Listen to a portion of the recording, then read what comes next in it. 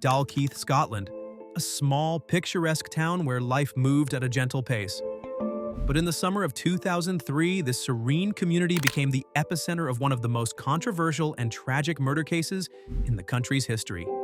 The victim? 14-year-old Jodi Jones, a bright and carefree teenager whose life was cut short in a brutal attack. At the heart of this tragedy lies not only the question of who killed Jodi, but also the controversial conviction of her boyfriend, Luke Mitchell. Was justice served? Or was an innocent young boy wrongfully accused? This is the story of Jodi Jones, Luke Mitchell, and the case that continues to divide public opinion to this day. It was June 30th, 2003, a day that began like any other. Jodi, who had been grounded for being caught with marijuana, was finally allowed out of the house. Like many teenagers, she was eager to spend time with her boyfriend, Luke Mitchell. The couple often met at a wooded trail known as Roan's Dyke Path, a quiet, secluded spot between their homes. That evening, Jodi left her house, sending a text to Luke about meeting up. But the plan was vague at best. Luke later said there was no firm agreement, and he stayed home to prepare dinner for his family.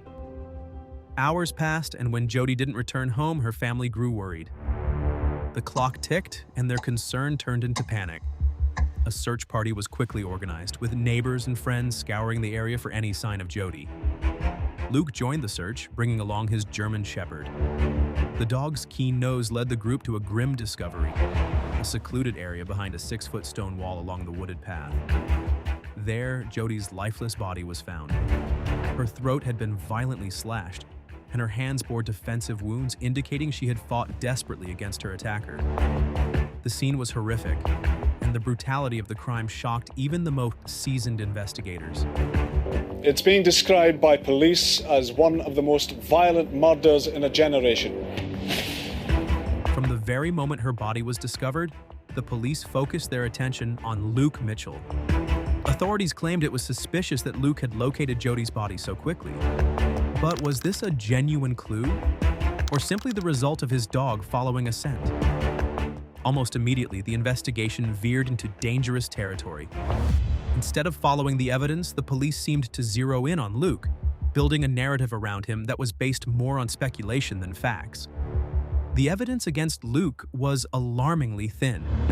There was no DNA linking him to the crime. No murder weapon was ever found. The prosecution's case relied heavily on circumstantial elements. For example, an eyewitness claimed to have seen someone wearing a jacket in the woods that evening. Later, in a highly questionable lineup, the witness identified Luke.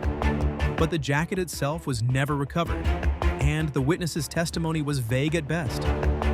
Luke's older brother initially provided an alibi, stating that Luke had been at home during the critical hours. However, under police pressure, he changed his story, saying he couldn't confirm Luke's whereabouts. Meanwhile, Luke's mother consistently maintained that her son was innocent and had been at home that evening. The investigation itself raised serious concerns. Jodi's body was left uncovered in the rain for hours, potentially washing away crucial DNA evidence. The crime scene was not properly secured, and investigators missed critical opportunities to collect forensic evidence. Jodi's wounds suggested a violent struggle. She had fought back, leaving defensive wounds on her hands. The level of violence indicated that her killer would likely have been covered in blood and potentially injured during the attack. Yet Luke showed no signs of scratches, bruises, or bloodstains. Despite this, the police pushed forward with their narrative, painting Luke as the sole suspect. During the trial, the prosecution leaned heavily on Luke's personality and interests to portray him as a dangerous individual. They pointed to his love of Marilyn Manson's music and his reputation for dealing marijuana at school as indicators of a troubled and violent nature. This approach played into societal fears at the time. In the early 2000s, the hysteria surrounding satanic rituals and dark music was still lingering, fueled by events like the Columbine shooting in 1999. Luke became the perfect scapegoat for these fears, even though none of these details had any connection to the crime. In January 2005, after a lengthy and highly publicized trial, Luke Mitchell was found guilty of Jodi's murder. He was just 16 years old. Despite the lack of direct evidence, the jury convicted him, sentencing him to life in prison with a minimum term of 20 years. Mitchell was convicted and jailed for a minimum of 20 years. But Luke never stopped fighting for his innocence. Over the years, he and his legal team launched multiple appeals pointing out the flaws in the investigation, the lack of evidence, and the potential biases that shaped his conviction. In 2021, a documentary titled Murder in a Small Town reignited public interest in the case. The film highlighted the questionable practices of the police, the lack of physical evidence, and the media's role in turning public opinion against Luke. For many viewers, it raised a critical question. Was justice truly served? Now, in January 2025, Luke Mitchell's case has taken a dramatic turn.